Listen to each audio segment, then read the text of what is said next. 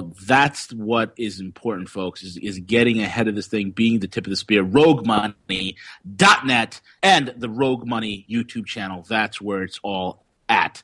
That being said, tonight we have a very, very special guest. John Perkins is going to be on with us, and he is somebody that's very instrumental in my life. I mean, I'm going to give it to you straight. He's famous for writing his book, Confessions of an Economic Hitman. And if it weren't for John Perkins, the economic hitman, there wouldn't be a Goerilla Economist. Okay, so that's how important this whole entire thing, this interview that we're going to be having tonight with John. And with that being said, I don't want to waste any time. I want to bring him in. So let's go ahead and bring in John Perkins. Just 1 second as we pull him in. He is, folks, the New York Times best-selling author. And you could also subscribe to his newsletter and his website, johnperkins.org. That's johnperkins.org. He's written books like The New Confessions of an Economic Hitman, Hoodwinked Confessions of an Economic Hitman, which is the first one, The Secret History of the American Empire, Shapeshifting, The World as You Dream It, Psychonavigation, The Stress-Free Habit, and The Spirit of Shuar. Great author. And with that being said, are we able to get him on, or Tom, are you there? Yeah, I'm trying. It's just not working for me for some reason. It's trying to tell me it needs a country. That's you have the it's on your drop down box. It's set on USA, right?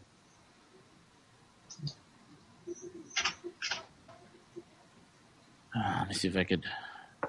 There's no way I could add him, right? No. I don't know what it is. I mean, there we go. Now we got him. Okay. Sorry, I don't know what it is, why it done that. No worries. And that is the phone ringing. Hello, this is John Perkins. John, how are you? It's V, the Goerilla Economist. It's a pleasure to have you on the radio. We are live now. There are millions that are listening to you worldwide. And I was just telling the folks how instrumental years ago in the early aughts when I picked up a copy of Confessions of an Economic Hitman when I was just this up-and-coming commodities trader. And I was just blown away, and how instrumental you were to my awakening and letting me have a conscience, I guess, because, you know, so many times we get caught up in chasing the profit motive that we miss the humanity. And, John, you paint such a vivid picture of the suffering of what occurs with these economic hitmen.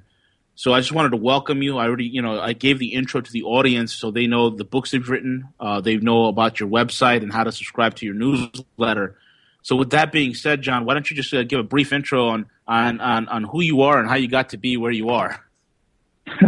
Well, thanks, P. It's great to be with you and everyone. And, just to say something about economic hitmen, a lot of people ask, what do I really mean by that? And I think it's fair to say that economic hitmen have produced the world's first truly global empire. Yeah. It's not an American empire. It's a corporate empire.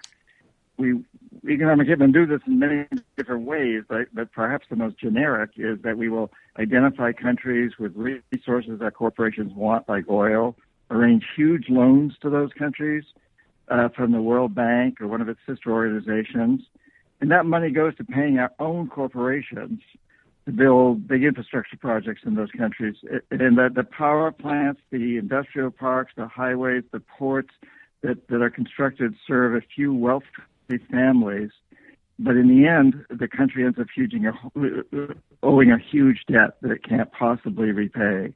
So we go back and say, since you can't pay your debt, sell your oil or whatever the resource is real cheap to our corporations, privatize, sell off your utilities, your water and sewage system, your schools, your banks, your jails, all your public sector businesses to our corporations.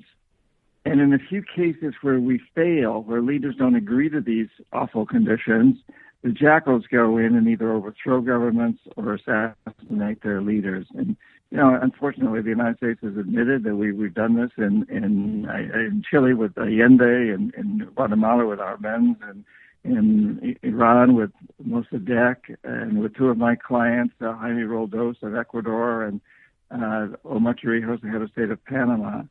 So, this is a system that's now spread from those countries, the developing world, to the United States, Europe, and the rest of the world. And that's one of the reasons I wrote the new Confessions of an Economic Hitman 12 years after the old one, because the system has gotten so much worse, it's spread so much. And at the same time, people around the world are waking up to the problems it's caused.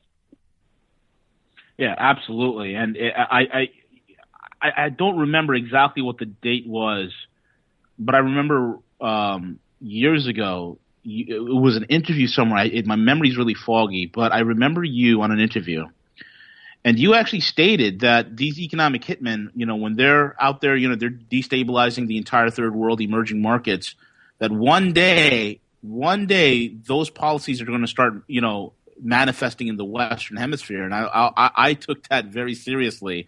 And I think we're starting to see a lot of that. And I guess later on the show, I'll ask you a little bit more detailed questions on that. But John, how did you get involved in this? Like, what was your start into this whole entire being an economic hitman? Well, it really started when I was in college and looking for a way to avoid the Vietnam draft. I just didn't believe in the war there.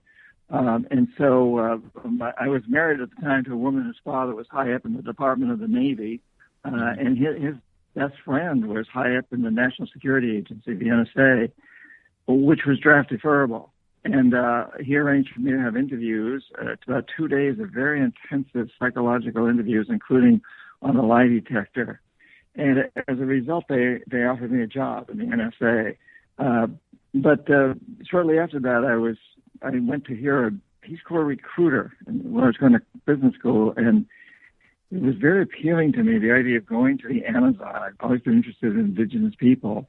And so I called the head of the NSA, this guy who was a friend of my wife's father, and he very much encouraged me to do that. He said, in fact, we'll help you get in. It would be great for you to spend time in the jungle learning how to survive, learning another language, learning about other cultures. And when you come out, you may end up working for a private firm, and serving us.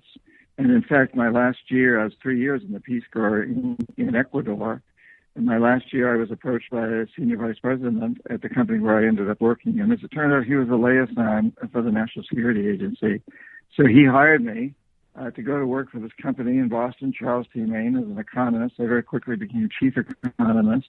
And that's the short version of a fairly long story. There's a lot more detail in the new Confessions of an Economic Hitman, including this amazing woman, Claudine, who trained me, who had all the information that the NSA had collected on me. Wow. Unbelievable. Amazing. So what got you out of it? And I'm going to, basically yield the rest of the floor to you, but, what got you out of it, and what is the main things that you see in the world that's happening right now that we need to be aware of? Well, what got me out of it was, first of all, once I was into it, I went in with the belief that what we were doing was the right thing, because business school had taught me, and business school still teach, that the way to help poor countries is to invest billions of dollars in these big infrastructure projects. Right. And so that was my training. And that was, of course, what the World Bank said, to so end poverty. But the more I was in there, and perhaps because I'd been in the Peace Corps and seen the other side of it, I began to see very clearly that although investing in these big infrastructure projects made it look like there was economic growth, and statistically there was, it's because the statistics represent the very wealthy. The poor people don't make the statistics. They're primarily subsistence farmers, and they trade in local markets where there are no statistics. And so I began to see that these projects were, yes, making the rich a lot richer, as well as enriching our corporations that built the projects. But they were making the poor poorer, and the gap between the two was growing greater and greater. And it took me a while, and once I understood that, I was in a very difficult position, because I was stuck in a way. I was making a lot of money and traveling. I was living the life I always thought I wanted to live. I'd grown up the son of a pretty poor teacher in a private school in New Hampshire, surrounded by very, very rich boys, and went to the school. I'd always wanted to live this life, traveling first class around the world, staying in the best hotels, eating in the finest restaurants, wining and dining with presidents and beautiful women. And so it was like I thought I was living this incredible life, and I didn't want to admit that what I was doing was wrong. And so I was kind of stuck in it. But then after 10 years, I had a very strong moment of enlightenment. Was in the Virgin Islands. I was sailing and had this moment of enlightenment. And I can go into more detail if you want. But you also asked the question. Well, you want me to go into more detail? Yeah, absolutely. That's important. Yep. Well, I've been in 10 years. I was chief economist. I had almost 50 people working for me. I was sitting on top of the world from all perspectives of what I'd been told, and yet my conscience was beginning to bother me terribly. Although I was living this glorious life, I was also living on Valium and alcohol. I couldn't sleep at night. My conscience was bothering me. And I took a vacation, rented a small sailboat in the Virgin Islands. One night I was anchored off St. John Island. I rowed the boat ashore late in the afternoon and climbed up on this hill up to this old sugarcane plantation, the ruins of the Annenberg sugarcane plantation. It was beautiful up there. The sun was setting over the Caribbean. I was sitting on these ruins surrounded by bougainvillea, beautiful flowering plants, and it was just gorgeous. It seemed idyllic. And then I realized that this plantation was built on the bones of thousands of slaves. Mm. And then it struck me that the whole hemisphere is built on the bones of millions of slaves.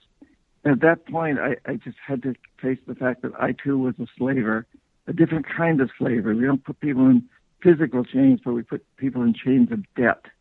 And at that point, I made the decision I'd never do it again. I went back to my office a couple of days later and resigned. I quit. Wow. That's incredible. That's incredible. And honestly, John, it's like one of the few things, especially in the financial world, especially with guys that I meet in Wall Street and whatnot, it's very few of those that with your background, with what you've been exposed to, very few of them have that that enlightenment that the universe puts inside of you that causes you to take a different look and to see that all the materialism, all the wealth, all the beautiful women, all the things that are just thrown at you, it's just empty. It's just empty. And that is a beautiful testimony that you just gave, man. That's powerful. And I'm glad you shared that with us. Thank you so much. You're welcome. And, I had pretty special parents who were well-educated but never made a lot of money and always stressed the fact that happiness didn't come with money. Yeah. And yet, here I was surrounded by all these wealthy kids, so I didn't quite believe them until later. Then I got it. And in addition to that, I think having been in the Peace Corps and lived with people in the jungle really helped put a perspective on this. I saw how the people downstream from the big dams were hurt by dams. The big dams produced electricity for the wealthy people who owned the industries and the commercial centers and the banks and so forth. But they hurt the people downstream, and so that helped give me a perspective also. Yeah. Can you describe for us in detail what a typical economic hitman system looks like? Like what happens? Like for instance, there's this. Let's just say here's this country. There's some corporations that are interested in it. What's the process? What does it look like? How they strike those deals? How they make it so that country cannot pay back their loans, and detail that for us, and also the repercussions of what happens if a country should stand up to such a harsh system. Sure. I'll give you an example. The country where I've been a Peace Corps volunteer, Ecuador, I was sent back there in the 70s after I got out of the Peace Corps as an economic hitman, and the country at this point was ruled by a military junta. And they were basically put in power and kept there by the CIA.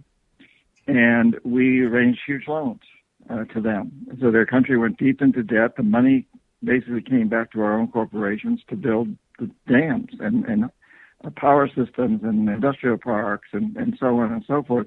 Made a lot of money. And the generals who ran the country and their cronies who owned the John Deere franchises and subcontracted out to dig ditches and do stuff like that. They all made a lot of money off this. But the country was left with huge debts.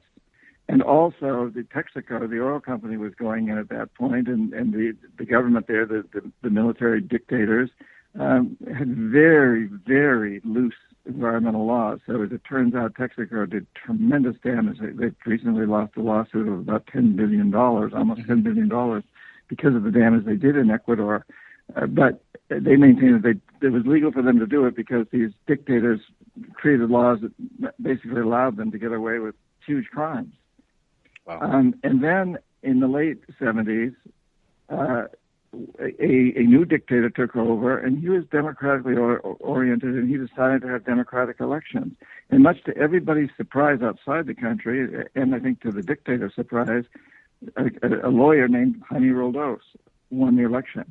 And Jaime had run on a campaign that said, this new oil that's being found in Ecuador, a fair share of the profits is going to go to the people of Ecuador, not just to Texaco.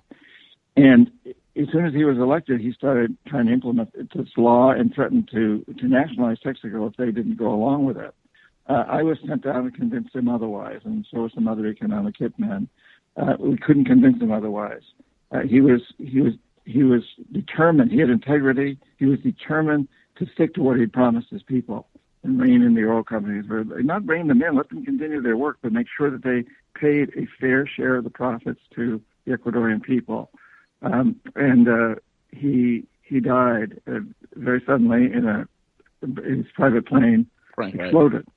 There's no question in my mind, and most everybody else's mind who's looked into this, that he was assassinated it was a CIA orchestrated assassination.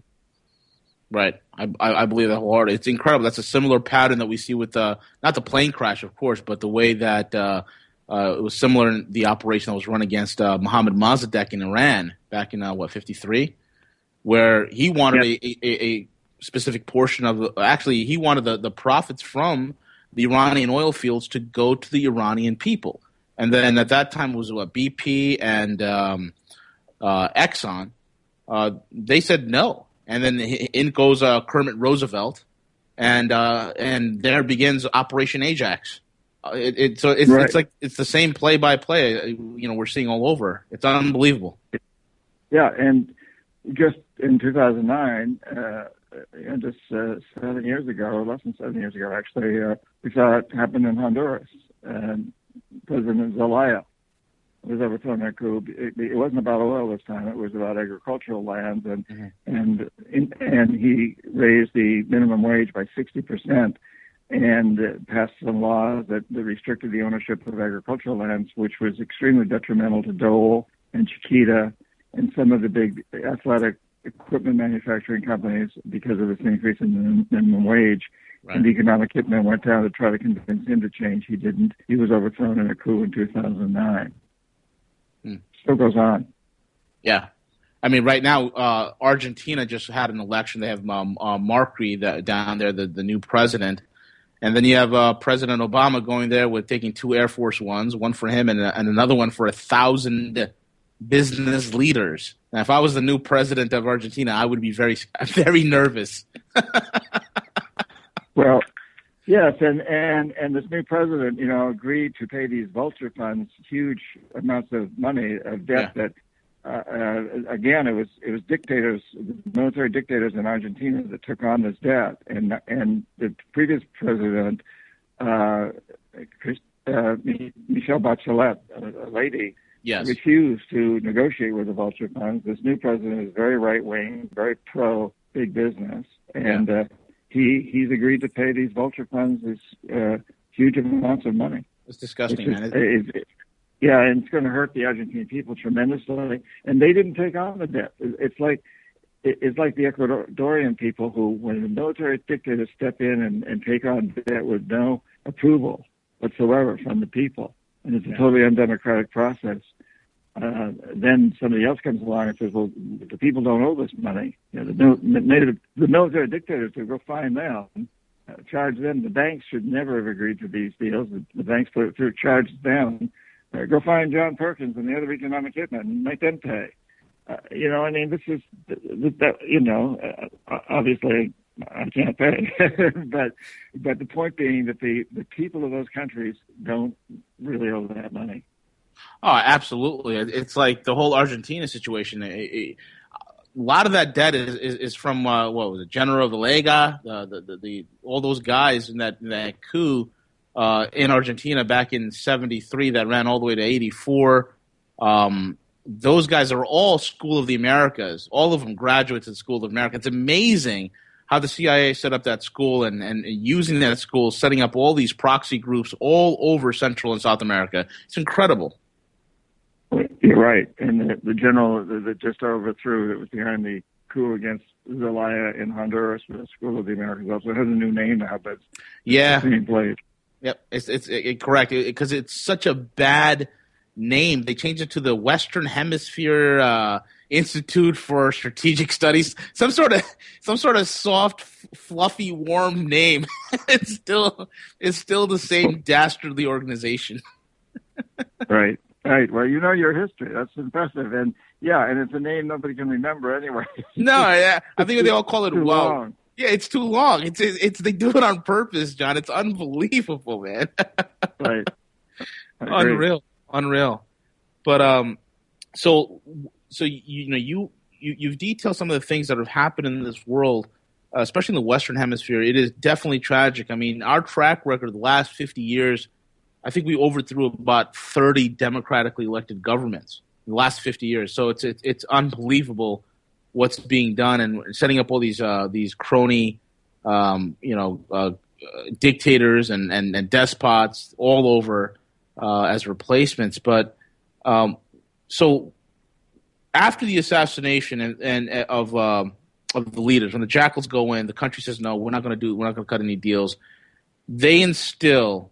Can you give some examples of what happens when a economic hitman is successful? What happens to the population? What happens to the people and how they suffer? Well, when we're successful and the leader just accepts the deal and signs off on these huge loans, then the money never goes to the country. It goes from, let's say, the World Bank in Washington, D.C. to a bank in San Francisco where Bechtel Corporation resides, and to pay Bechtel, or maybe a bank in Texas for Brown and Root, or Boston for Stone and Webster. It goes to our own companies that then have an incredible job to build a big power system, or highways and bridges, or airports and ports, or whatever, big infrastructure projects in the country. And then, but the country is left holding this debt, even though they haven't actually ever seen a cent of the money themselves. Yeah. And in order to pay the interest on the debt, money has to be diverted from what had been earmarked for education, healthcare, and other social services. So the majority of the people suffer terribly because now money goes out of things that would help the people, and it goes to pay off this debt, to pay our corporations, and then ultimately. The principal on the debt is never bought down. So that's the point where we go back and say, since you can't pay your debts, and sell your resources cheap to our corporations and privatize, or maybe we ask them to vote with us on the next United Nations vote that's important to us. So allow us to build a military base on their land. We forced the Ecuadorians, for example, to build a huge military base in Manta, Ecuador. Mm-hmm. It's the current president who's really, for a while, really stood up for the system. Threw the military base out.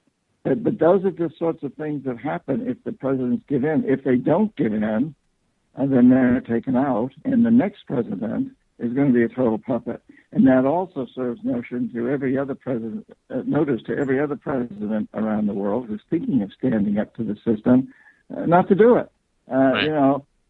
And I think we've got an example right now with President Correa of Ecuador in his 7th or 8th year in office, who has a PhD in economics from the University of Illinois. He understands the system really well. He's read my book. He endorsed my next book.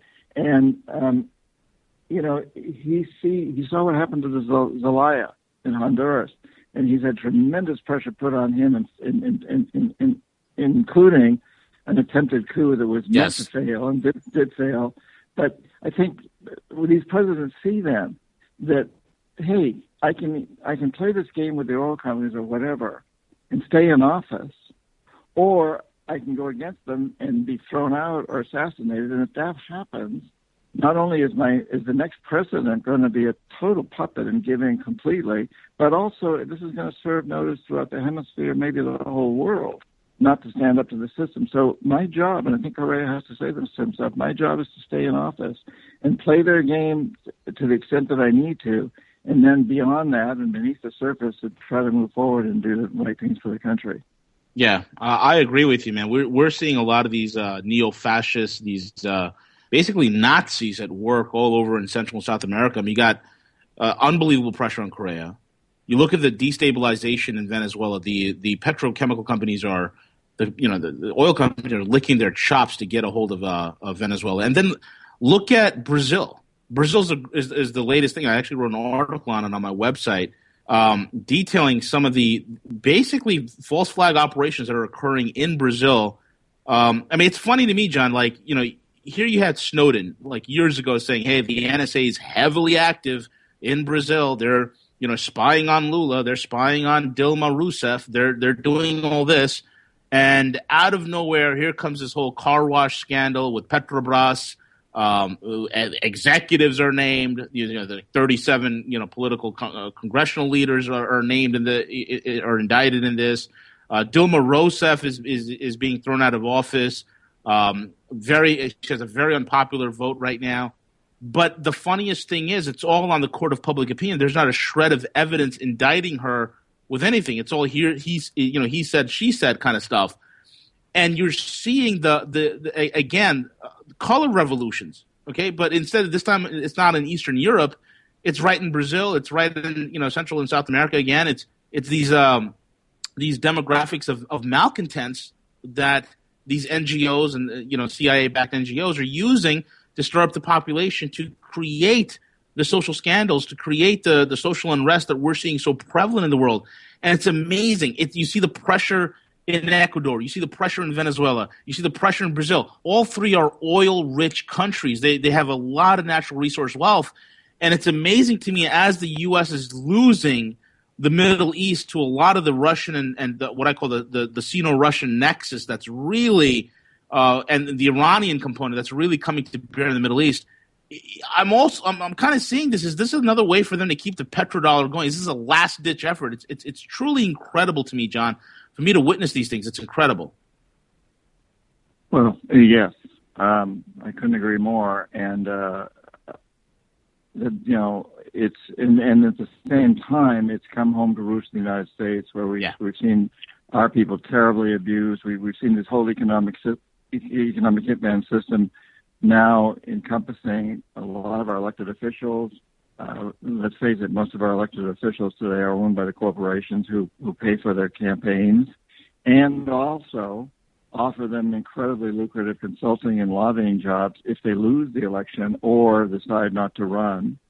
And so we know, that all of our officials, let's even assume that we get a president who hasn't accepted any money from corporations. And it's interesting that the one on the right, Trump, is saying he's not accepting any money from corporations. The one on the left, Sanders, is saying the same thing. We've now got two candidates saying that. But even if somebody gets elected who doesn't take any money from the corporate world, he or she is going to be surrounded by people who are totally beholden to big corporations. Bingo. And it's something we all need to recognize. So the second reason I wrote the New Confessions is because I think people are really waking up to the fact we live on a tiny space station without any shuttles. We can't get off. And the people who are running this system are destroying it. We've created what I call a death economy. It's based on debt, fear, militarization, and the destruction of the very resources upon which it depends. It's not working, and we need to create a life economy that's based on cleaning up pollution and regenerating destroyed environments and alleviating the causes of violence and terrorism around the world. And so we've got two things going on right now. We've got this huge growth in this terribly destructive economic hitman system that creates a death economy. Mm-hmm. And at the same time, people around the world are waking up to the fact that it isn't working. Yeah. Yeah. I mean, and I think that's one of the greatest things as well. There's this massive awakening, this conscious awakening that is occurring. And quite frankly, many that are in the upper echelons of power are absolutely terrified as to what is going on. I mean, the amount of awareness that people have. I remember, 15 years ago, John, I walked down the street, you ask somebody, hey, do you know about Monsanto? Do you know about, and they would just shake their heads. No, I have no clue. But now it's common. Now it's these companies are paying the price for their nefarious activities, and these corporations are being exposed for what they are. And the pressure's not letting up. We could see the revolutions of what occurs when people stand up and start demanding better, even in not just the local grocery stores where you're seeing more and more local farm products that are on display, but the popping up of sustainable development, the popping up of sustainable farming and agriculture exploding in this country that is really sending a shiver down the agribusiness. It's unbelievable, John. Well, it is, and it's very, very encouraging. Just within the last few weeks, we've seen 5 of the largest food producers in this country, the food companies, announced that they're going to label GMOs nationally. And that includes Mars, Campbell's Soup, Kellogg, General Mills, and ConAgra, big companies. And the reason that happened was because a few people in one of the least populated states in the United States passed a law in that state that these companies would have to label GMOs in that state. And so the company said, well, since we have to label in Vermont, which has less than 0.2% of the population of the United States, about less than 700,000 people live in that state, a handful of those people put this law through. And these huge companies then say, well, not only are we going to label in Vermont, but we're going to label in the whole country because it makes it easier for us. It's be hard to differentiate just Vermont, but also we see the writing on the wall. I think they've seen a wave coming toward them. Yes. And of course, we've seen huge changes in our attitudes toward gender, marriage, customs, gender relationships, and so on and so forth. There's just been huge changes. And it's all because a few people, what we call a critical mass, stand up and demand to be heard. But that's so encouraging because it makes us understand that the marketplace is a democracy if we will just use it as that. We need to cast our ballots. And so much of this now is being done through social networking. Yes. People don't have to take to the streets. We certainly don't have to carry guns anymore. This is a revolution. But it's a nonviolent revolution, and it's a revolution that you can do pretty much from your house on your computer. Absolutely, you hit the nail on the head, man. It's amazing to me. Within the last 10 years, mothers demanding that the infant formulas and canisters be BPA free. The movement for organic food, the movement for real food. The fact that you look at big corporations like McDonald's imploding because people demand fresh, clean food made right in front of them, like Chipotle is exploding, things like that sort. I mean, people want and are demanding real things. And I think I sense even in the economic wins, people want a real economy, an economy with a conscience, an economy that has some sort of accountability. And people are sick of Wall Street. They're sick of the lies. They're sick of their brokers telling them, hey, everything's fine. Don't worry about it. Yeah, exactly. And, I also find that among corporate executives, and I speak at a number of corporate conferences, I meet often with very high-up executives, and I find that most of them want change and realize that we have to have change, but they don't know how to bring it about. Something I hear over and over is that from corporate executives is, I get kids, I get grandchildren, I know that the system's not working, but I don't know how to change it because if I lose 0.5% of market share, my top stockholders will fire me and replace me with someone who only cares about market share. It's a little bit like that president who knows that if he gets thrown out, he's going to be replaced by a puppet. And so they say, go out there and encourage my customers to send me emails, to start consumer campaigns on the internet. If I get overloaded with emails and Facebook posts and tweets that say, hey, we love your product, but we're not going to buy it until you pay your workers in Indonesia a fair salary, or until you stop using chemical fertilizers, or until you clean up the terrible pollution you cause in the Amazon, or whatever the cause is, we're not buying your product until you do. And these executives are saying, we want to get these kinds of emails, and we can take these to our boards of directors or our major stockholders and say, hey, we've got to change. And I think it's a really, really important message. I have a feeling that a lot of those executives in those food companies were very happy to be forced to label GMOs. Yeah, absolutely. Absolutely. And we're seeing that victory everywhere. I mean, even privacy, even the fact that, a company like Apple taking a stand against the FBI for privacy. No, we're not going to, decrypt the phone. We're not going to unlock it. We're not going to do any of that. Unbelievable. And that was a victory there and the FBI had to back down because the public outcry. People, I don't know if any of you folks realize this, but being in New York, I saw people picketing in support for Apple with signs outside of Apple stores right here in New York, outside Fifth Avenue, and in many locations throughout the country. The message is clear, and those CEOs that don't get it, they're like, how do we get market share? We're afraid of losing market share, folks. This is the market. The market is changing. Honesty is something that's being cried for. It's being clamored for at a rate never ever seen before. It's incredible, and I'm telling you right now, folks. John, I have your original book, Confessions of the Economic Hitman. I love it. It's in my library. It's one of my go-to books. And your new book, man, you've added 15 new chapters. And first when I heard you were writing another book, I was like, okay, fantastic. And then when I heard it was an addendum, and when I actually held the new book, The New Confessions of an Economic Hitman, in my hand, I was like, the 15 chapters you wrote, that could have been a whole other book. It's incredible. Because as soon as I got it, because I have the old book, and the new book is so much thicker. Yeah. Well, yeah, and it's got a strategy for what every one of your listeners can do to change this. And I think that's one of the important messages here, is that, yes, that we, the people, can create change. And, you mentioned McDonald's earlier. Well, we just seen the state of New York and the state of California both approve major increases in the minimum wage. Mm-hmm. And honestly, I don't think it's enough, and I don't think it's happening fast enough, but it's a huge change, a huge improvement. And the reason is because just about 3 years ago, McDonald's workers demonstrated against McDonald's and insisted on getting better wages. Once again, a small handful of people started a movement that's now sweeping the country.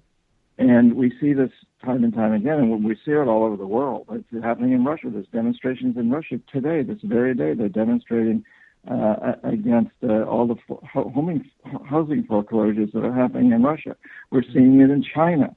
We're seeing it, all over the world. People are rising up. They're understanding that this system is not working. It's a failed system.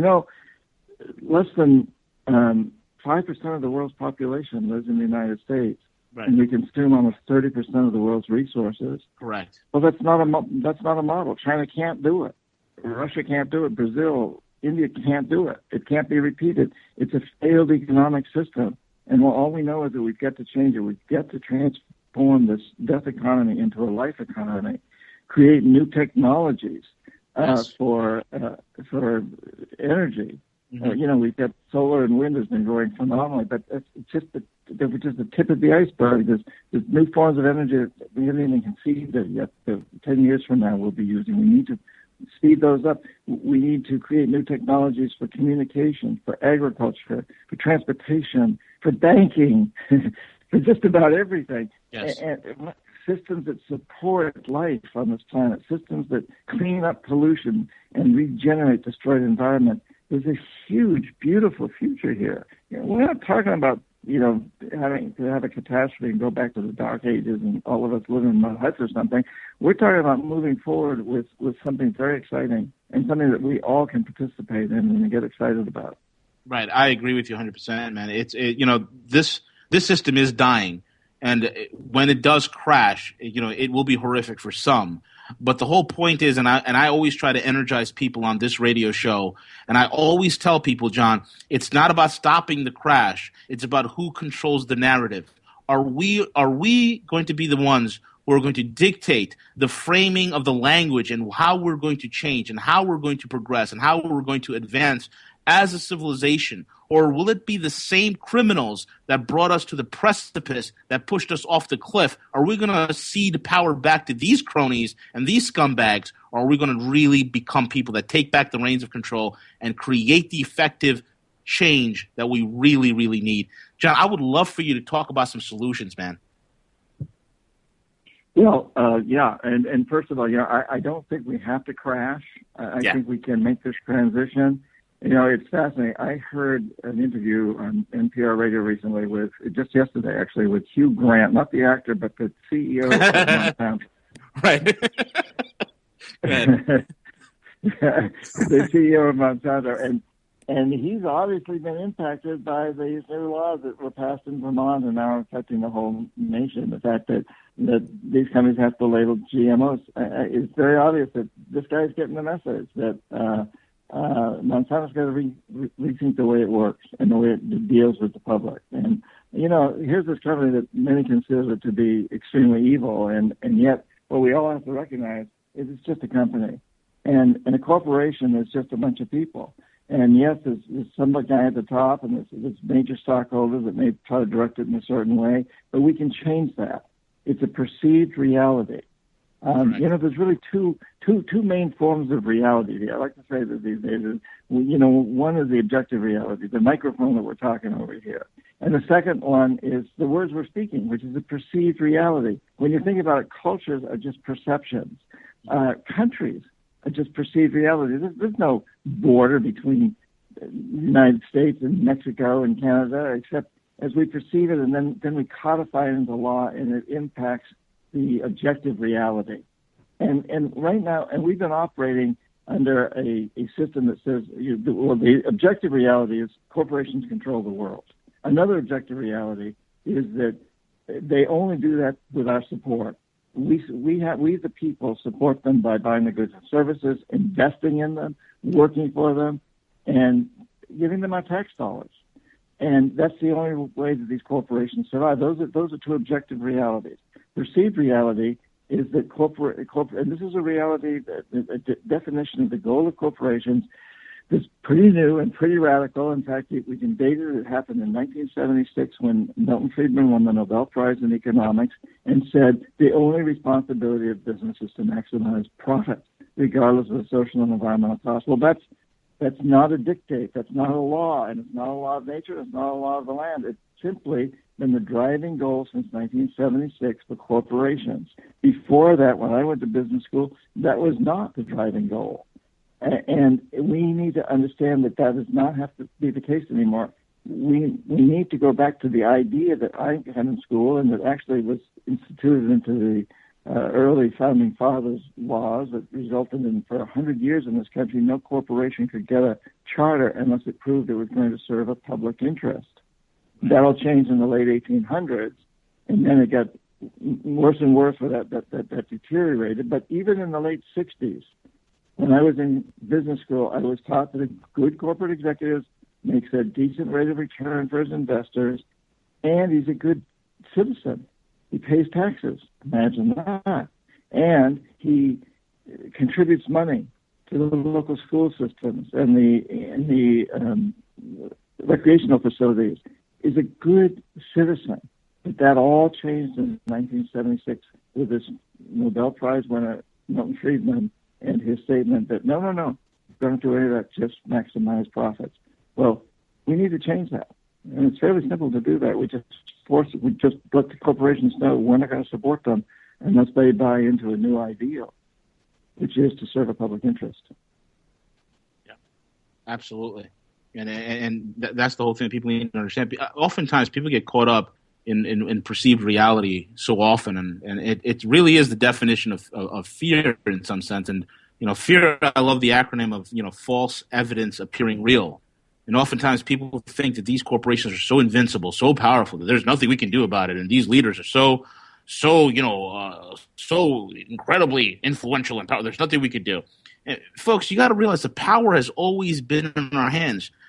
And John, you detailed so well, just because a few people, 0.02% of the population, of a couple of people in Vermont saying, we want GMO labeling, that has literally taken the bull by the horns and drove the entire GMO industry into the ground, forcing them to label. Do you see the power, folks? The power has always been is always with us, and I think it's a lot of these guys, especially the whole economic hitman system, John. I guess it relies on public blindness. It counts on it. Yes, it does, absolutely. But if we can look at so many things historically where we forced corporations, a few people always, to stop supporting apartheid in South Africa. Apartheid ended. We forced corporations to clean up terribly polluted rivers in this country. They did. To open their doors wider to women and to minorities. They did. The GMO thing and increased minimum wage over and over. And now those are important cures for symptoms. But now we need to go to the underlying principle, and that is to convince corporations that they need a new guiding ideal. It's no longer a goal of maximizing profits. It's a goal of paying a decent rate of return for investors who will invest in the new technologies that it's going to require to create a life economy, to create new forms of energy, transportation, etc. Pay those investors a decent rate of return, but everything the corporation does should be oriented toward creating that life economy, toward serving a public interest, not making a few rich people richer. The 62 individuals who have as much wealth as half the world's population. The corporations don't need to support them anymore. They're going to do just fine without the corporation support. The corporations need to create a life economy, a world that will allow us to survive as a species, because our species, the future of our species, is at stake here. Yes, it is. I agree with you 100%. And the exploitative death economy cannot do that because it's amazing to me that, so much of these guys at the top haven't figured out that you cannot have a pattern or a system of infinite growth with finite resources. You just can't do that. Right. Not that kind of growth. No. Not that kind of growth. But we can grow in terms of cleaning up the oceans. Yeah, absolutely. We can grow in terms of mining all the oil that's been spilled in the Amazon and the deserts of the Middle East, and in fact around most every gas station in the world. There's a lot of oil in the ground. We can grow in terms of creating new forms of agriculture that'll allow starving people around the world to grow food more efficiently, organically, and store it and distribute it. We can grow in terms of creating new technologies for mining the plastic bottles that are floating around in the ocean and turning them into recycled plastic, oil, whatever. Yeah, biofuels. Biofuels. Yeah. We can grow in terms of replacing all the nuclear power and all the coal plants and all the fossil fuel plants with new forms of renewable energy. There's tremendous opportunity here. It's not growth in the old way. It's not growth in the extractive economy. It's growth in the regenerative economy. I love it. I absolutely love it. And you detail all these in the New Confessions of the Economic Hitman, right? Yeah, there's long lists in there. In fact, there's a list for what students can do, a list for what retired people can do, a list for what everybody between can do. There's lists that everybody's listening. There's things in there that we all can do, and they're simple and they're fun. And I think that's part of the important process here. Is to realize we got to have fun doing this.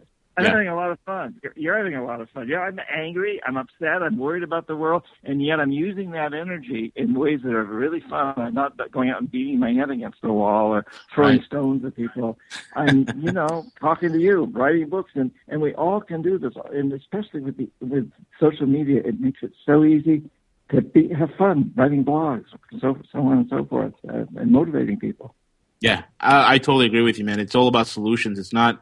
it's all about empowering people. I always say, the object of the game is not to be paralyzed with the fear that we just, hide in our basements eating cat food, waiting for the SWAT team to come through the door or the black helicopters or wait for the black helicopters to fly overhead or something like that. It's we have the power, and the only thing that these corporate criminals need to realize is for them to stop is just us just paying attention. Once we shine the light on these guys, and all of a sudden, that's it. Game's up. The game is up, and I think a lot of this, even the election cycle here in this country, John, just seeing a lot of the support for Donald Trump and for Bernie Sanders, it's really people that are just pissed off at the system. They're sick of it. Yes, the desperation is there on the right and the left, and we find that all over the world. That's what a lot of the terrorists are in total desperation and not knowing what else to do. But I think, as you mentioned, the presidential elections, it's really important for people to understand that the president of the United States has very limited powers. Whoever gets elected, it's important symbolically. But for us to understand that person is going to be surrounded by people who work for big corporations in one way or another, and it's we, the people, who have to do it. And I encourage people when I'm giving speeches and so on, I say, hey, think of whoever you want to vote for. What are some of the strongest issues? What's the one strongest issue that you like about your candidate? And make a commitment that whoever gets elected, whether it's your candidate or somebody else, that you will move forward with that issue. You will make sure that your candidate, if he or she is elected, will stick to that issue and follow through on it. And if he or she is not elected, you will move forward with it through social network or whatever other means is at your disposal. To understand that the next president is going to have very limited powers, regardless of what his or her philosophy is. Definitely, John. We have about 2 minutes left. Why don't you plug your book, how people can get it, and as well as your website, and how people can follow you on social media? Well, yeah, thank you. My website, johnperkins.org, and I'd encourage everybody to sign up for my newsletter. You have to actually put your email address in a little box there. The newsletter comes out once a month and 2 blogs a month. They deal with all these issues. And the book is available, I guess, through the website or any online bookstore or any bookstore out there in the country. It's available. And I'm also on Twitter and Facebook. So, and I'm traveling around the country speaking a lot, and also take people to work with indigenous cultures in Colombia and Ecuador and Guatemala. I'd love to have some of your listeners. The People Station.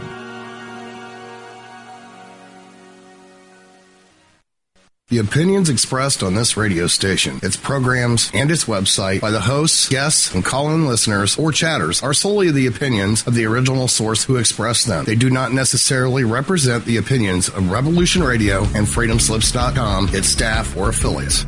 You're listening to Revolution Radio, FreedomSlips.com, 100% listener-supported radio, and now we return you to your host.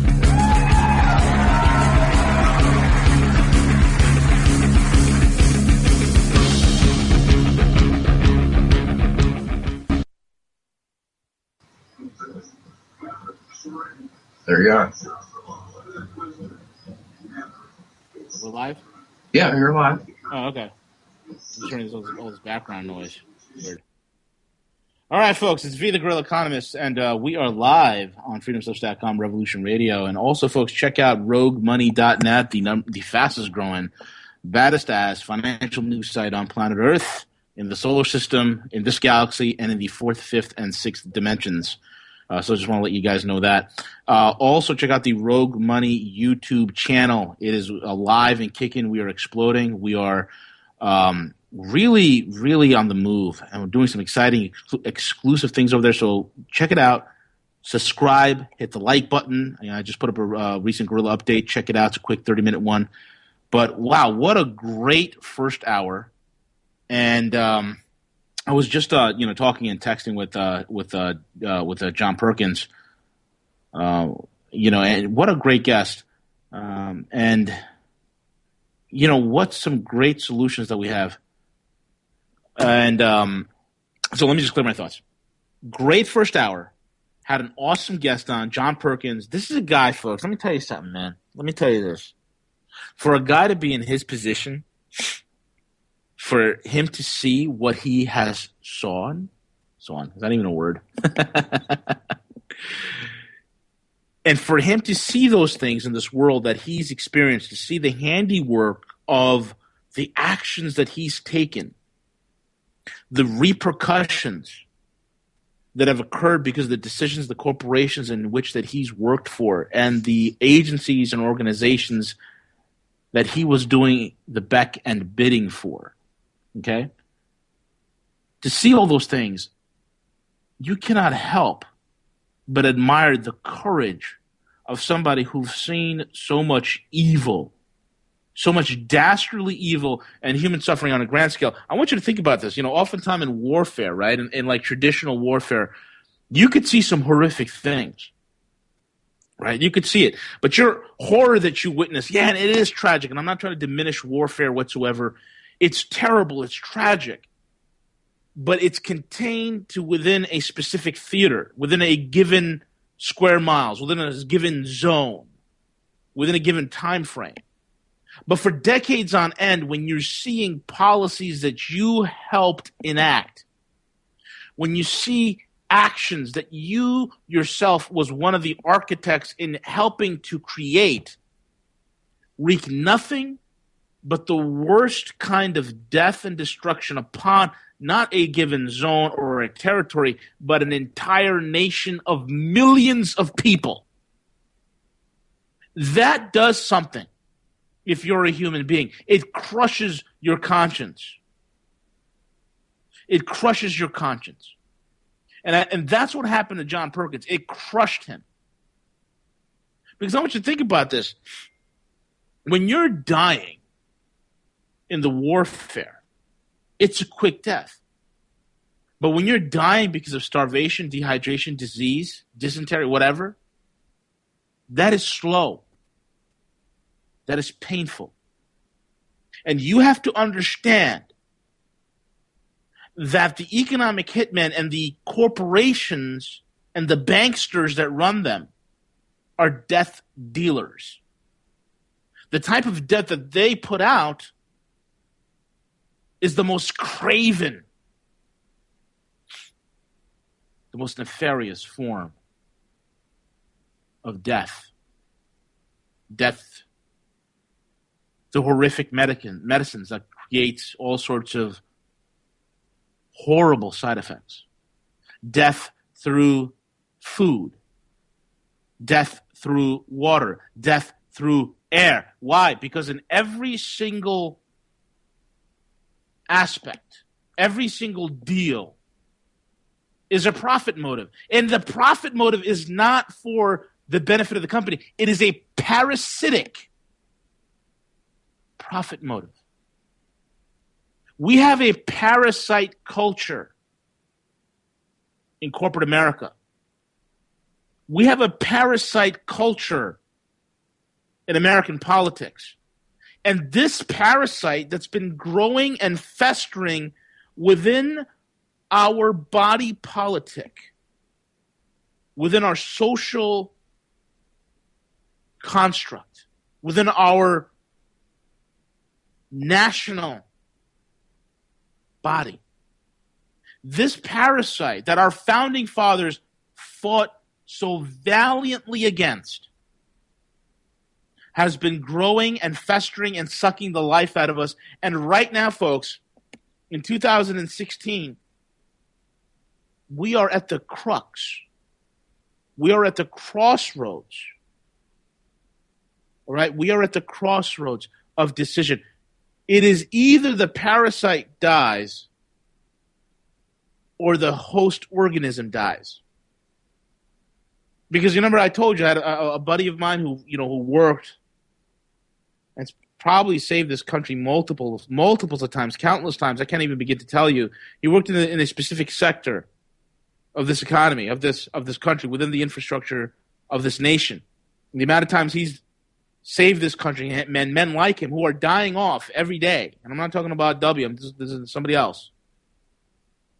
He's coined a term that I love it so much. I'll just call him, Z, Mr. Z. He's probably out there listening to me. God bless you, man. And I'll tell you right now, he coined that wonderful term, run to failure, because that's what we are right now. We are running to failure. These corporations are running to failure. The parasite is running to failure. It's going for broke. We have to cut it out, folks.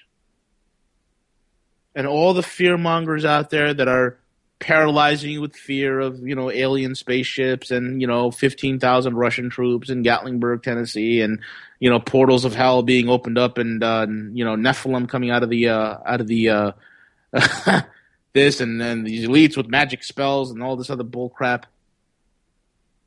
You got to understand, they got to go to that much of a limit just to control us. You have to think of yourself, how powerful are we? Think about that for a second. Think about that for a second. If they got to go through all these incantations, all these rituals, and all these backroom deals, and all this secret, and all the stuff, all the bodies that they've buried in the desert, and all the blood they've spilled, and all the lies they've been told, all the false flag operations they've been, all the crap that they got to go through, just so you don't say, wait a minute, you know what, I don't want to have any part of this. Just so that you take your dollar and you don't buy yourself a Big Mac, but you actually go out and buy a grass-fed piece of ground meat or something. So that you don't get a GMO apple. Or you don't wake up and be like, you know what, this election's a bunch of BS. Let me vote for the guy who I think is not for the establishment. If he doesn't do what he's supposed to do, we're just going to go into 1600 Pennsylvania Avenue and kick all their asses. See, they got to do all this crap because they're afraid of you. Now, you have to think of yourself, how powerful they think you are, that they have to do all these things just so you stay asleep. How much do they fear you? Let me tell you something, folks. We are waking up, and it's going to be the elite that will be in their basements eating cat food, afraid of us breaking down their door and coming in and dragging them out by their ankles. Think about that. That's how powerful you are. And I thank God that we had John Perkins on giving solutions, man. I'm definitely going to be working with this guy because, his organization, we're definitely going to network up because there's some amazing, amazing causes that we can get together on. Folks, we don't have to agree on everything. We don't have to agree on everything. But there's one thing that we can agree on, and that's humanity. There's one thing you and I and all of us, I don't care if you're Christian, you're Muslim, you're Jew, you're gay, you're straight, I don't care what the hell you are. You're in love with your goldfish, you're in love with your girlfriend. I don't care.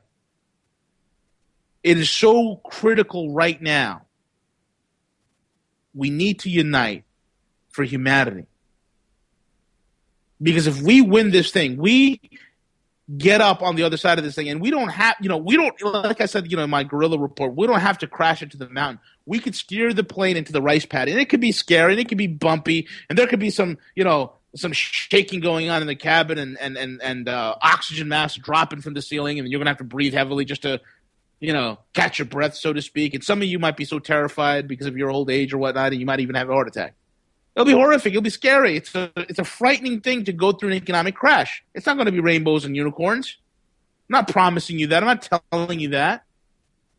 But it doesn't have to be the death and destruction that these morons are calling for. And you have the power. Just so long as you don't operate in fear. And what is fear? It's false evidence appearing real. Oh my God, Monsanto, it's run by Satanists. They're sacrificing human children in the parking lot, and then they're drinking blood in the middle of the night, and they're using satanic incantations. Who the hell cares? Who the hell cares? These things are evil. But don't think for 1 second that those things have power over you. Don't think for 1 second that the power that these people have, or perceived power, it's not real. I heard a quote by a very powerful individual. He said this one time. It was a powerful message. He said, our greatest fear is not that we are weak, but that we are powerful beyond our beyond anything that we can comprehend. The greatest fear is not that we are weak, but that we are powerful beyond comprehension. Embrace that power. And that's the message of the first hour. Yes, there has been some great evil done in the 20th century. Yes, there has been great evil done in the early aughts. But there's great opportunities that are ahead, folks. Great opportunities that are ahead. One of the articles that I want to, it's amazing to me that, when John talked about Ecuador, and folks, I'll tell you right now, go get his book. I have the book. It's a phenomenal read. It reads like a spy novel because the guy was an economic James Bond. Okay, he was like a James Bond. Everything with the martini shaken and not stirred, the whole 9 yards. The guy that was him. So one of the things that John Perkins is, he talked about Ecuador, the oil deal over there. And I want you to think about this. They're going through the same problem. They're going through the same concessions. They're dealing with the same economic hitman. Pressure's being brought to bear. Why? America, it seems like, folks, is getting kicked out of the Middle East. And if you look at its retreating areas. It's areas of retreat. It's retreating into the Ukraine. It's trying to hold on to that because why? Because there is natural gas in Ukraine, and they're not going to get much of it because of the Russian presence in Crimea. But look at where they're active. They're active in Romania. They're active in Lithuania. Okay, why? There's natural gas there, and they're fracking the hell out of that place, destroying the water tables over there that the people are protesting. Okay, it's the same kind of nonsense that's happening here in Pennsylvania with all the frackers that are going out there and decimating the water table, telling you, I had a talk with one guy. He was a CEO of this major oil company, a very well-connected individual, connected with ConocoPhillips, the whole 9 yards. And he sat there and looked me in the face and said, hey, V, the thing is, the chemicals that we use are safe. They're safe as the chemicals underneath your kitchen sink. And I said, well, if they're so safe, Lou, if they're so safe, why don't you drink it? Why don't you drink it? And he just looked at me. Couldn't say a damn word. Couldn't say a damn word. And we're seeing what's happening. People have tap water coming out, and their tap water is exploding because of the methane it's in there. It's unbelievable, right? But you see where the U.S. is these corporations are running to in order to keep the number one weapon of the economic hitman, which is the dollar and the debt that it's based on, because it's a debt-based currency. Debt equals death. And for the death economy to work, you got to spread the necrosis far and wide. The necrosis is the dollar. It is what causes the gangrene from the greenback that is affecting many of the nations of the world. So we're going into places like Ecuador, destabilizing it. Going into the situations with Venezuela, where they just, once again, they just gave away all their gold. All the gold that Hugo Chavez, love him or hate him, whatever the cause is, I don't care. And this is the thing, folks, we can't get our panties in a bunch over what political system a particular country has. Our main concern is not about spreading democracy. It should be seeking economically beneficial trade deals for our nation. That should be U.S. foreign policy, and alliances with none. End of story, punto final, done. Right? That's how it should be. Right? But instead, we go spelunking all throughout the world, blowing up countries, pillaging them, robbing them, raping them. And then the world hates us, and they hate our currency. And now we're facing the blowback of all of our actions. So when you look at Venezuela, you see the destabilization there. You see the destabilization in Brazil. All of these three countries that I mentioned to you are not only rich in natural resources, but they are also rich in petroleum. They're rich in oil. So they're doing what they can as a safeguard to make sure that when the dollar pops, when this thing goes belly up, that they will be in some sort of a position to ensure that they have energy and ready flow, not for us so much, that they may exploit those countries and use the profits from the oil from those nations for their own coffers. Why? Because these scumbags are getting kicked out of the Middle East. They're losing power there.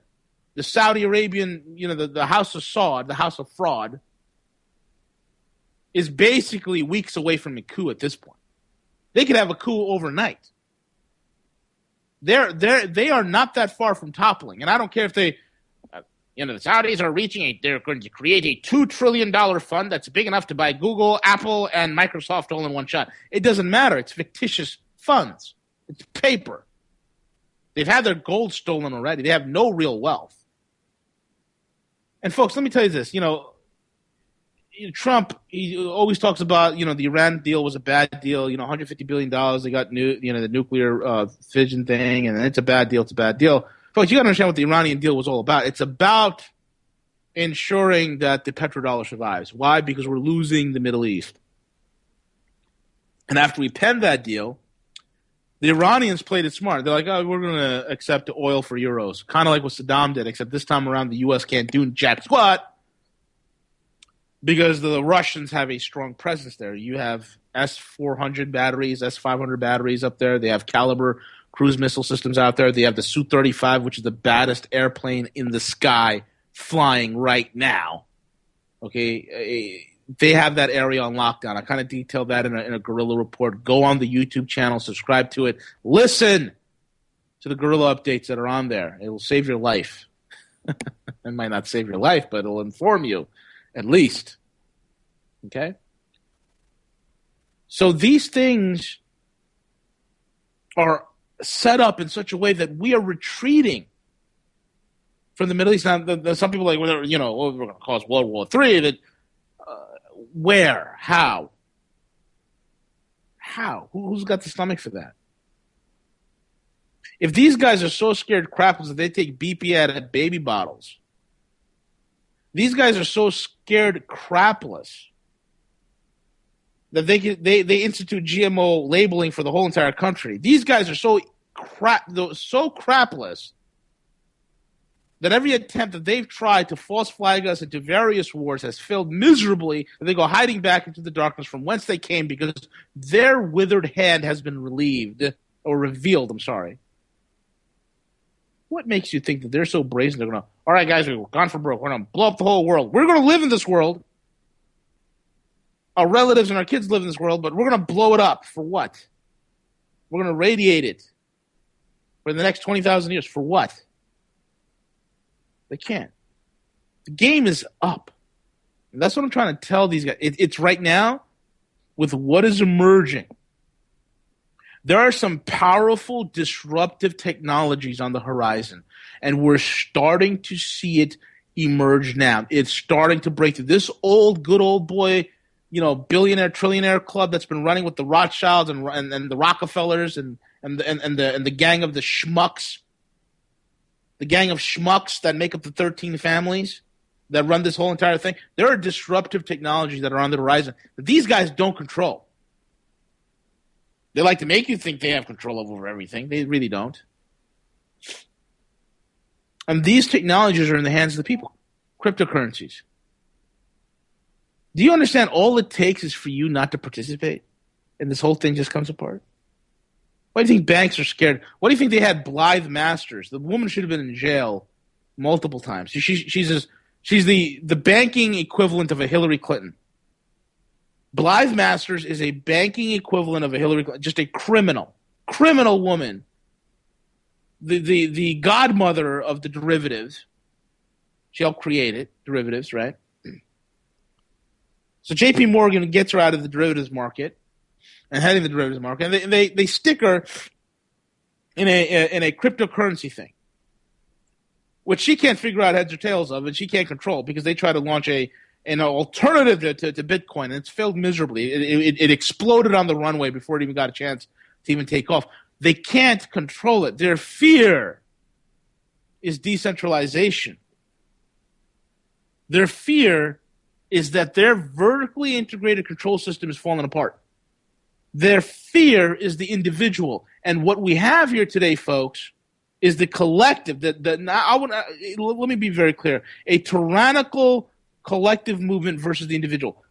That is what is at stake here, because a true individual who is truly innovative, who truly seeks pure capitalism, has a compassionate side because he wants to make sure that his customers are there to buy his product or buy his service. Only a sick, twisted freak would create some sort of a parasitic economy that just kills his own customer or impoverishes them so so far to the point that they can no longer afford their product. That's why I made Henry Ford. That's why I admire Henry Ford. He wanted his workers to have wages where his workers could afford his cars. He wanted everybody to be prosperous so that people could afford to buy his merchandise and his wares. He wanted America to be a prosperous country, a country of enterprising mavericks who create business and services and ventures that benefit those around it. Why? Because as a business owner, you talk to any real business owner, small business owner, medium, large, whatever, the most important thing is the customer. But these sycophants, sick bastards, don't even care about their concern is not the customer, it's their own profit. And that's my biggest beef with Wall Street. When it's no longer about the performance of a client's fund, but rather more about the volume, right there, the whole thing is gone. And because of the fact there's no more bubbles to blow, that's when all the fraud kicked into place in the early 2000s. Derivatives, the high-frequency trading came online in 2006, and we were off to the races. The IR swaps were invented, CDSs were invented, CDOs were invented, and all of a sudden everybody's money is gone. It's vaporized. It's all been collateralized. You have no wealth. You put money in the bank. As soon as you put it in there, it's been collateralized for back-end bets for that financial institution. You have nothing. Your mortgages, same thing, collateralized, weaponized, it's gone. You don't even have your mortgage anymore. That title of trust, that chain of trust has been broken. It's gone. That's the death economy. That's That's what we're trying to steer away from. Folks. We need to focus on real solutions. We need to focus on what makes real business. We need to get the power of capital away from the hands of the few and bring it back to the people. That's why it's important that we run and we intersect. We absolutely run against the whole entire central banking concept. That we return the constitutional integrity of coining money and monetary policies back to the Treasury from whence it originally came and to where it belongs. That authority has to be restored because it has to be back to the people. I mean, think about it. We're living in such an upside-down world where public servants who work in government demand the absolute highest secret, top secret this and top secret that, but yet they can look into every single email that we have. They can listen to every single phone call, willy-nilly do whatever the hell they want to do. When did public servants have such private lives? Please, somebody explain that to me. When did these public servants been given the right to have this sort of secret privacy? You shouldn't be doing anything in secret. We want to know. I understand military secrets and, things that could be detrimental for military operations and national security. I get it. But when you have a lying scumbag influence peddler who runs one of the biggest money laundering operations on the planet, I'm talking to you, Hillary, having a server in her bathroom with somebody who's a part of the Muslim Brotherhood, is a known intelligence racket for Western intelligence. CIA right now might as well be the corporate intelligence agency. They've gone from being the OSS to the CIA, right, the Central Intelligence Agency. Then they morphed from the Central Intelligence Agency to the Cocaine Import Agency in the 70s and 80s. And now they're the Corporate Intelligence Agency because they're for sale for corporations. I don't give a rat's rear end. That's what they are. So these are the things that happen. And the solution is you. Start a blog, start a website, start social media. You will be surprised what will happen. I never thought in a billion years, if you would have told me like 5 years ago or 6 years ago that I'd be in this position now, I would have told you you're crazy. I had no desire to stop doing what I was doing, to be doing this. But I love what I'm doing. I could be making a lot more money being out there full time in the world doing what the world wants me to do. But I wouldn't be able to sleep well at night. I love what I do. I love being the positive effect for change, a positive force for change within my community, within my sphere of influence, that people that listen to this program can be inspired to do things. I love getting those emails from all sorts of people, young and old, male and men and women, who are out there engaging the local body politic, effecting the change, being the agents of change. That's what this whole thing is about, folks.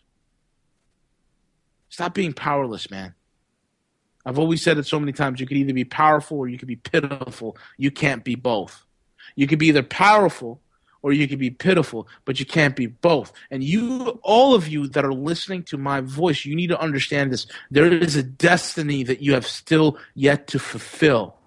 Do you understand that? You have been called to live beyond your life. Do you understand that?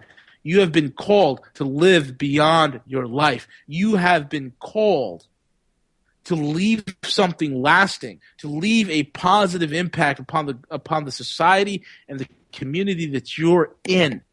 That's your calling. That's your calling, not to sit around smoking like 20 packs of cigarettes a day, drinking beer and listening to this program because you love the salaciousness of it all. Because to you, this is like your reality programming. This to you is like craptastic television. No, this is change. This is about mobilization and empowerment.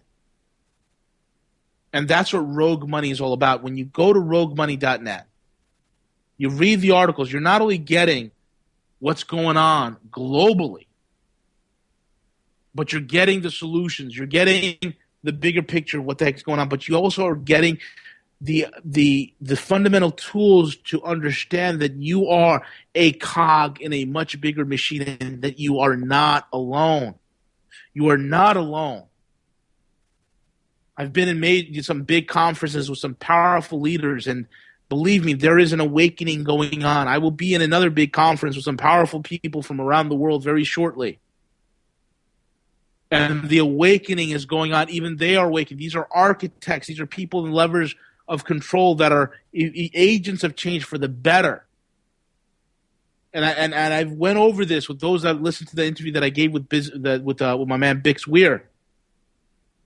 No matter where you turn, there are the good guys that are fighting. Hope is not lost, man. That's one of the things you got to understand. You have to understand that. We're winning this thing. That's the message. That's the message you have to get.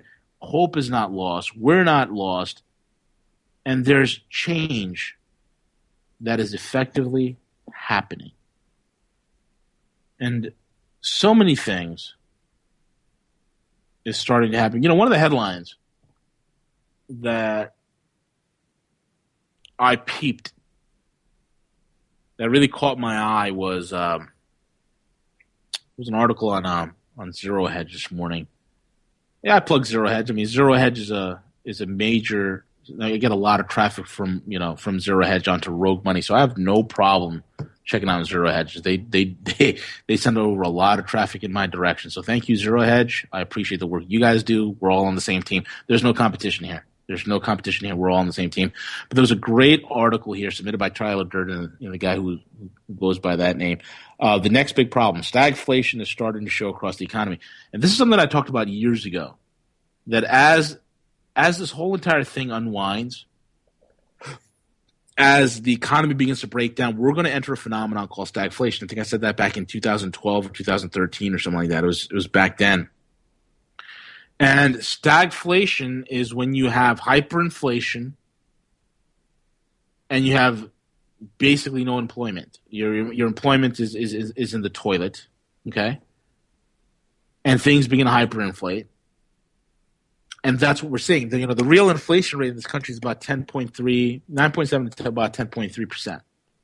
It's not the 2% that these lying economists will tell you. It really isn't. It's much higher than that. And we're seeing inflation. I mean, just go to your grocery stores. I mean, they're putting coffee in smaller containers, or it's the same size container, but there's less coffee in it. Same thing with soda. They're putting smaller soda cans in a 6-pack. I mean, these are things that are being done to offset some of the inflation that we're seeing. I mean, ground beef is through the roof.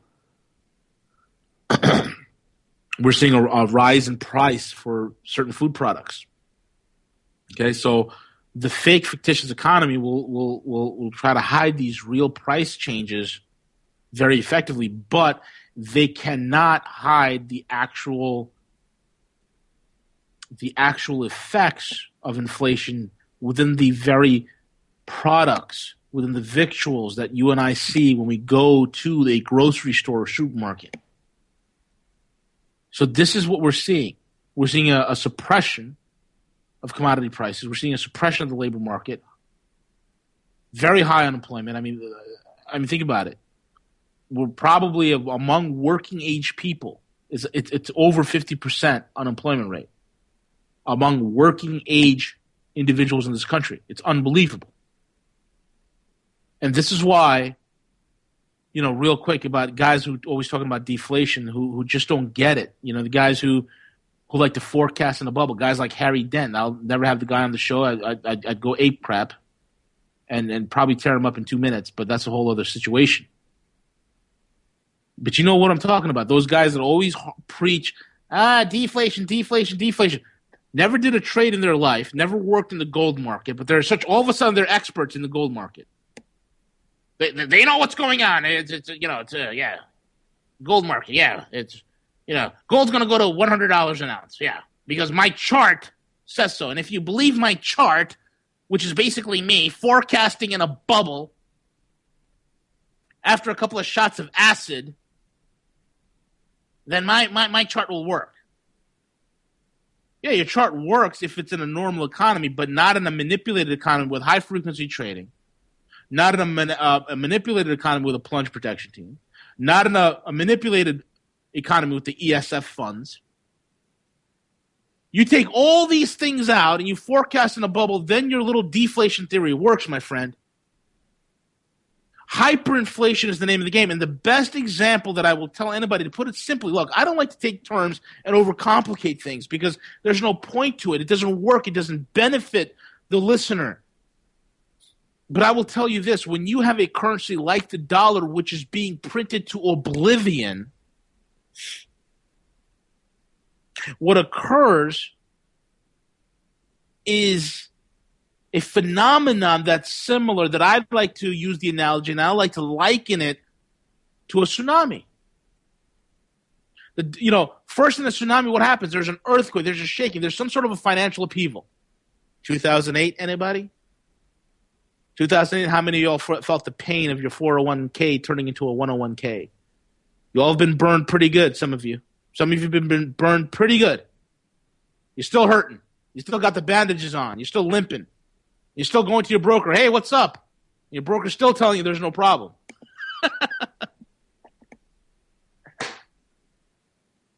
So 2008 was that earthquake. And when the earthquake occurs, what happens? All of a sudden, everybody's on the beach. They're just chilling. They're, having a barbecue cookout. The kids are playing, beach ball. They're hitting the beach ball back and forth. The guys are just checking out the women. The women are checking out the guys. They're halfway in the water. And all of a sudden, the water just goes away. Whoa, what the heck is happening? The water just got sucked off the beach, and everybody's standing on a sandbar. That's deflation. When the support structures of a monetary system give way, oftentimes, because through market manipulation, the very commodities that are priced within a specific currency begin to lose value dramatically because the energy has been taken out of the market and it's gone it's gone from the commodity, which is part of the real economy. Commodity as in gold, as in oil, as in minerals, as in weed, agriculture, whatnot, right? It's gone. It's been ripped out. And the energy begins to get stored within the fake, fictitious economy, which is usually the paper. So all of a sudden, equities begin to, equities in the securities market all of a sudden begins to blossom and explode. There's no real liquidity because the liquidity has been sucked out by the earthquake that occurred. The liquidity has been sucked out. But the energy is being held offshore, out in the middle of the ocean, out in the middle of the sea. A body of energy is forming a massive tidal wave. That is what we're seeing. We are in a liquidity crisis because all the liquidity is gone. The value on real commodities, the sandbar, the sandcastles there, all of a sudden those are worth a lot less because the water's gone. It's no more fun. Liquidity's gone. And all the toys that you're holding onto the beach ball, there's no fun holding onto a beach ball when there's no water. The surfboards are all of a sudden worthless because your surfboard, it's no fun surfing when your surfboard is stuck on a sandbar because the wave is no longer there. The waves are gone. So your commodities that you're holding onto is gone because the liquidity has been pulled out. And the liquidity has been pulled out because the commodities were priced in a currency that is being used to price all these commodities. And so that energy gets stored up in this currency. So there it is. The liquidity gets pulled out. There's your deflation. But offshore, just a couple of miles out, you can't see it, you can't hear it, you can't have no idea of it.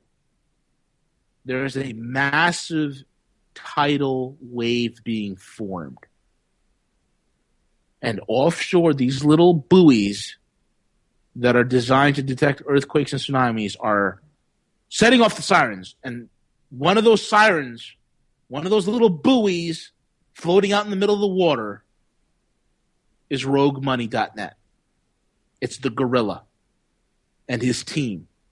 Guys like Ken Shorjan, Wolf Gray, James the Russian Analyst, Bankster Slayer, W. We are out there floating around in the buoy. Guys like Zero Hedge, guys like Peter Schiff, guys like Andy Hoffman, guys like Bill Halter, guys like my favorite cohort down in Central America, Dr. Jim Willey. We're screaming. We're the buoys. We're the ones warning you, hey, man, there's a tidal wave of hyperinflation coming. Then you got like chart guys who are explaining to you why the beach is dry and why there's no liquidity there because then why is the deflation? Well, they bust out these fancy charts and explain to you why your surfboard is gouged into the sandbar and there's no more waves for you to go surf on and why your beach ball is worthless. And they bust out these charts. That's your Harry Dent and all the other numbnuts that are out there talking about deflation. They have no freaking clue of how international commerce even works. No freaking clue. They spent too much time with their heads up their textbooks. And all of a sudden, one day, that energy builds up in that tidal wave, and that wave is released. That wave comes in at 400 miles an hour with such fury and force that it just absolutely decimates the beachfront, absolutely goes inland, absolutely creates a deluge of financial destruction upon the entire economy. That, my friends, is the best explanation I can give you between deflation and hyperinflation. We were in deflation, but now we're in stagflation, which will end in massive hyperinflation. It's coming. That's what this whole thing is about. Because I get emails all the time. V, what's the difference? So-and-so said this, so-and-so said that. And you know what? I'm at the stage of this game where, you know what? I'm going to have to call BS where BS is. I'm just going to have to call it. And not be afraid of any of that. We have the State Department today that suspends probes of Clinton's top secret emails. It's unbelievable. Unbelievable. So here we have the Associated Press over here, okay? The AP. State Department suspends review into top secret Clinton emails. The State Department has suspended its internal review into whether former Secretary of State Hillary Clinton or her top aides mishandled emails containing information now deemed top secret. Spokeswoman Elizabeth Trudeau said Friday that the department has paused the review to avoid interfering with the ongoing FBI investigation into Clinton's use of a private server while she was America's top diplomat. She said that the decision was made after the department sought the FBI's advice on how to proceed with the review and received word that it should follow its standard practice. Trudeau said the department's standard practice is to place internal reviews on hold while there's an ongoing law enforcement investigation underway. Well, let's just hope the FBI does its job. Okay? Let's just hope the FBI does its job, because the State Department is going to do nothing in terms of indicting its former crony scumbag head, which is Hillary Clinton. And while all this is going on, amazing things are happening. You got guys saying that, the Russians and the Iranians are all screwing up the Middle East, this, that, and the other. And here's the latest news. Iran is moving to take a key city from ISIS in a critical sectarian feud. I mean, think about that. I mean, can we just rename ISIS USIS? Because the cat's out of the bag, you folks. The cat's out of the bag. Let's be honest here. These folks, these people that are in power, do not represent us. They don't. They don't represent you. They don't represent me. They don't represent any of our interests. The faster ISIS fails. You see, here's the thing. We're in a race. And this is what I want you folks to understand here. This is the most critical thing. We are in a race. Okay? And the race is us who are trying to capture the system to make it more, I don't want to say fair. It sounds like communistic. We're trying to get the poison out of the system.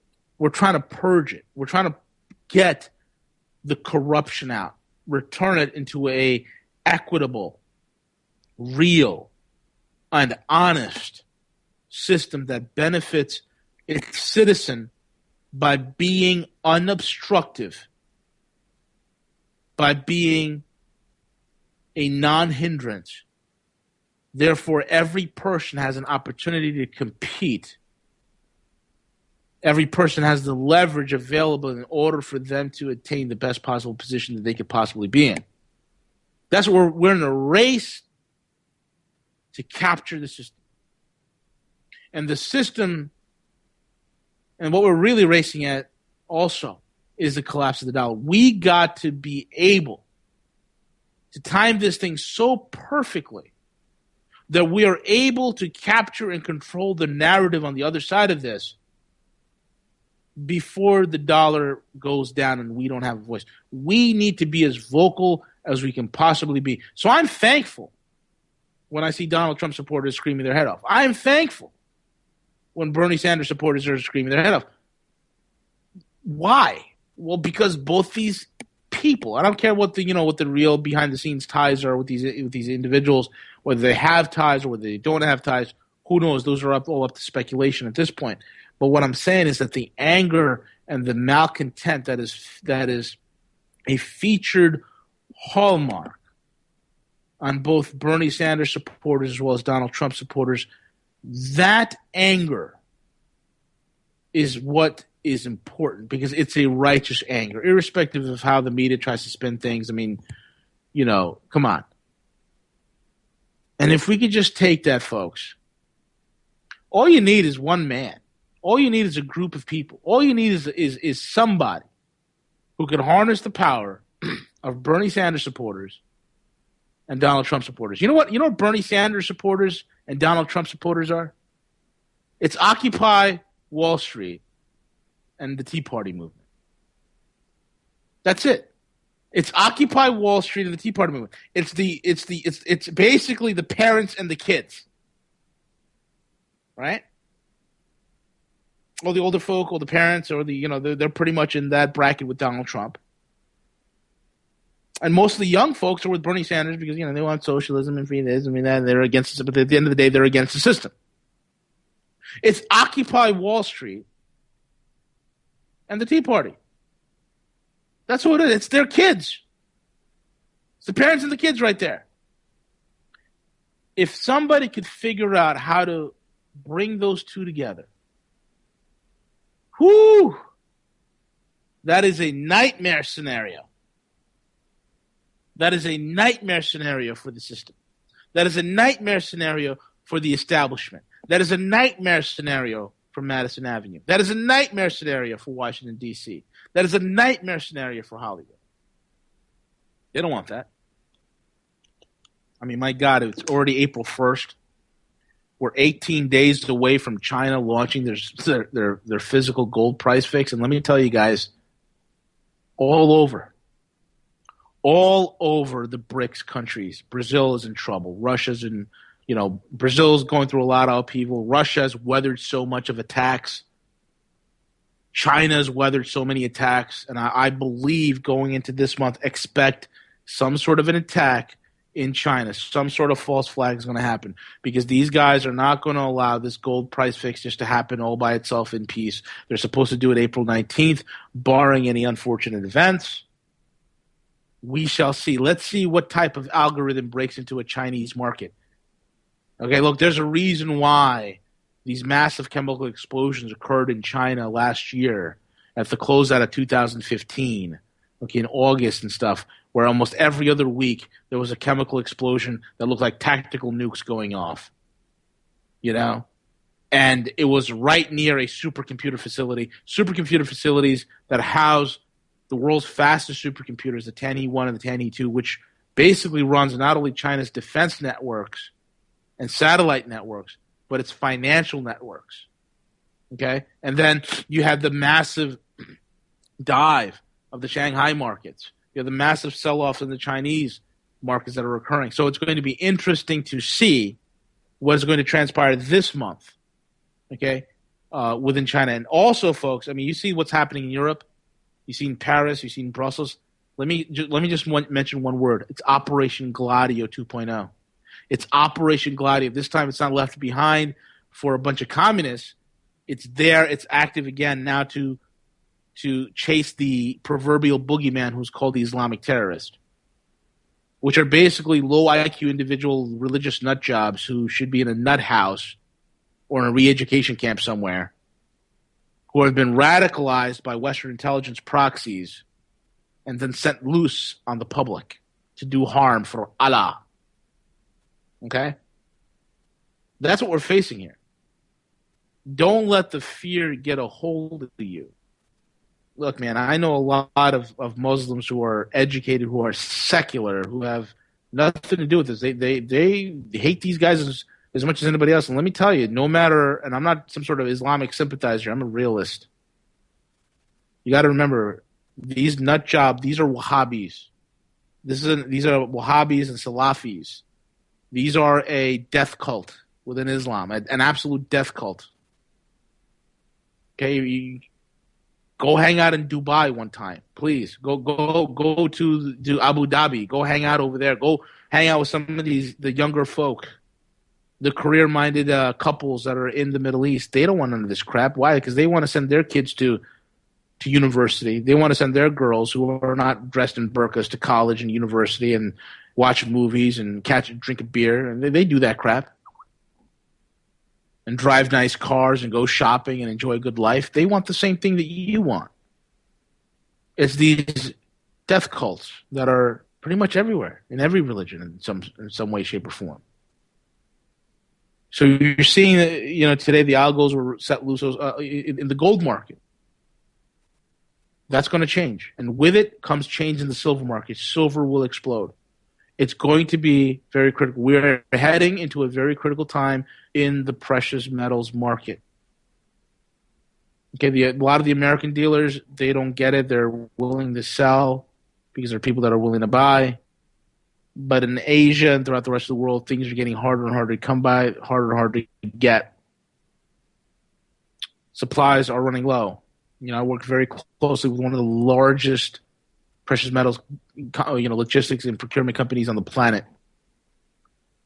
And there are certain wait lists with clients that we have on certain bullion. Never seen it like this before. So get ready, folks. Get ready. I expect a summer of false flags. I expect a lot of disinfo, a lot of tension, but stay positive. Stay clear-minded, get motivated, get educated, and be active. This is not, for you to lay down. Now it's time for you to get up. Get up and be active. Resist. Fight. Come on. Stand up. Stand up. And that's what it's all about, folks. That's what it's all about. And, we got about 2 minutes left. So once again, I want to plug John Perkins' book. The New Confessions of an Economic Hitman. Great, great book. Check it out. Buy it. Own it. Enjoy it. I have officially now 2 copies, the original one and the new one. Simply amazing. Support us here at freedomslips.com, Revolution Radio. And also, folks, check out roguemoney.net. Check it out. It's open, free. Check it out. Enjoy the articles. Read up on it. Join the YouTube site. I mean, there's a lot of exclusive content that are going to be uploaded to the YouTube channel. Subscribe, join it, like it, comment on it. I'm there. Follow me on Facebook. There's the Rogue Money page over there. There's the Gorilla Economist page there. Soon it'll be merged into one. Follow me on Twitter at the Rogue Money. And apart from that, folks, there's a lot of storms going on this week and this weekend in many parts of the country. So be safe out there. Enjoy your weekends. I mean, today was crazy. I had like 78 degrees today in New York. And then I'm hearing Sunday and Monday there's a possibility of snow.